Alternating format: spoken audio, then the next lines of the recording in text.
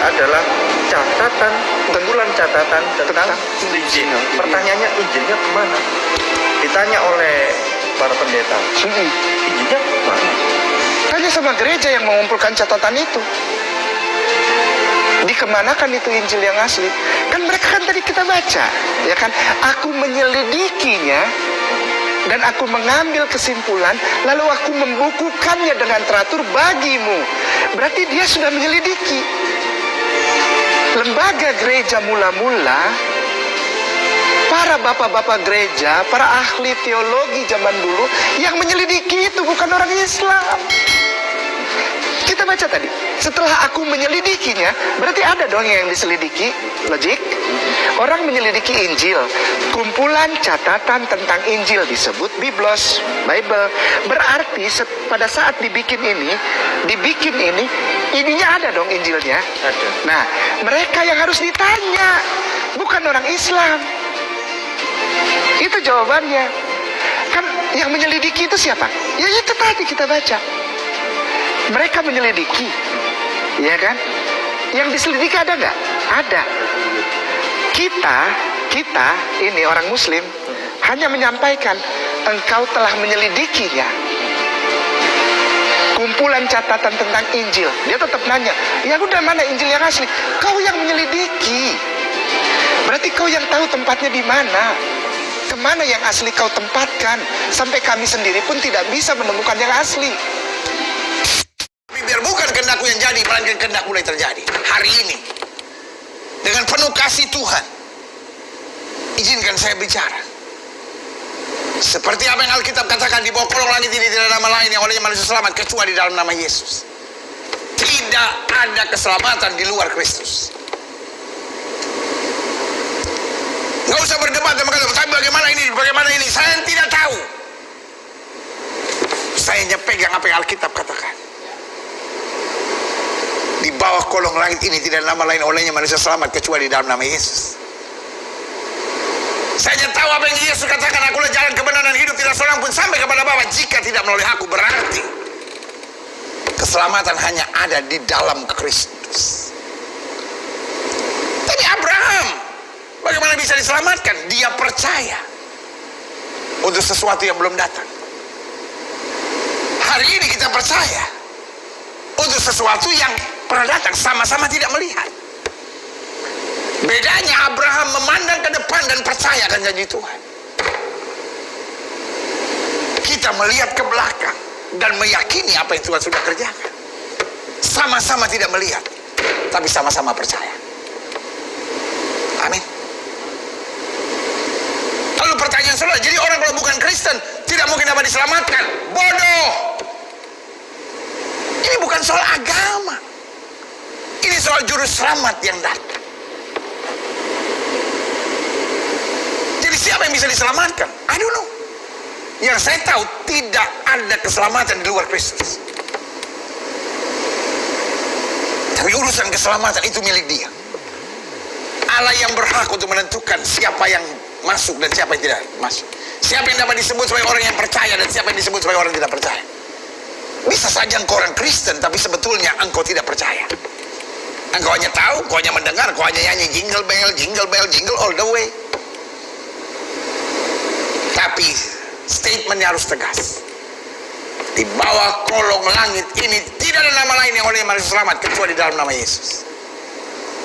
Keselamatan mutlak hanya dalam Kristus.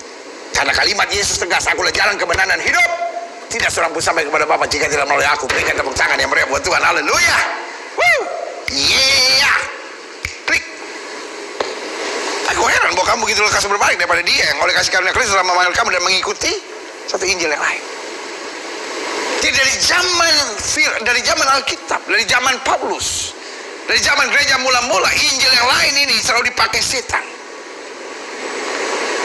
Setan selalu mau coba dengan Injil yang lain, baik dengan konsep dan sekarang dengan sebuah buku yang bernama katanya Injil Barnabas. Coba lihat selanjutnya. Yang sebenarnya bukan Injil, hanya ada orang yang mengacaukan kamu dan bermaksud untuk memutarbalikkan Injil Kristus. Sekarang makin jelas buat kita. The devil knows.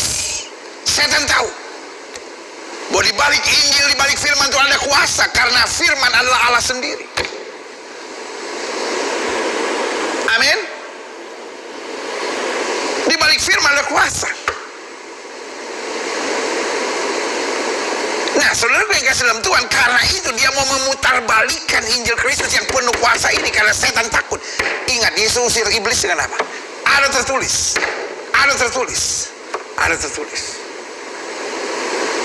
Yang punya kuasa bukanlah kata-kata doa kita yang hebat-hebat, tapi yang punya kuasa adalah kata-kata firman. Kalau kata-kata firman kita ucapkan, kita imani, itu akan kita alami. Berikan tepuk tangan yang beri buat Tuhan. Haleluya. Iya. Iya.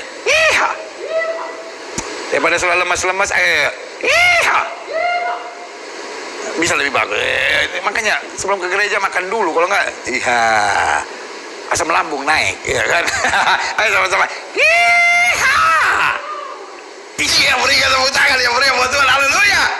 Iya. Coba lihat selanjutnya. Ya sebenarnya bukan Injil, hanya orang yang mau mengacaukan kamu dan maksud untuk apa?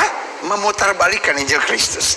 Tapi sekalipun kami atau seorang malaikat lain dari sorga yang memberitakan pada kamu satu Injil yang berbeda dengan Injil yang telah kami beritakan kepadamu, terkutuklah dia. Oh, luar biasa. Paulus bilang, jangan sampai kita mengabarkan Injil yang lain, karena Injil yang saya pegang, Injil ada dalam tangan saya, ada Injil yang seimbang, ada salib, ada mahkota. Jangan cuma fokus sama salib dan seperti nggak pernah ada mahkota. Jangan fokus pada mahkota seperti nggak ada salib.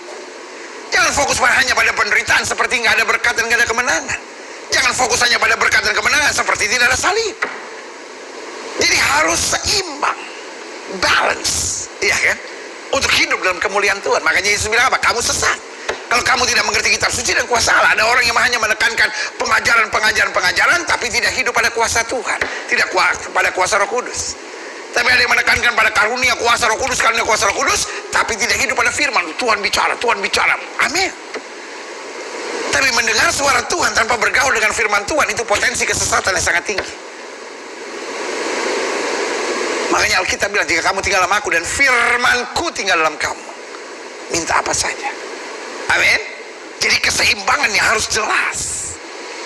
Di satu sisi kita duduk di bawah kaki Tuhan, tapi di sisi yang lain, pergi jadikan sekalian bangsa muridku. Ada banyak orang yang sibuk, saya duduk di kaki Tuhan, saya ibadah, saya doa 4 jam sehari. Menginjil? Enggak. Nah ini dia, seimbang. Duduk di bawah kaki Tuhan harus. Mari kamu yang letih lesu dan berbeban berat, aku beri kelegaan kepadamu.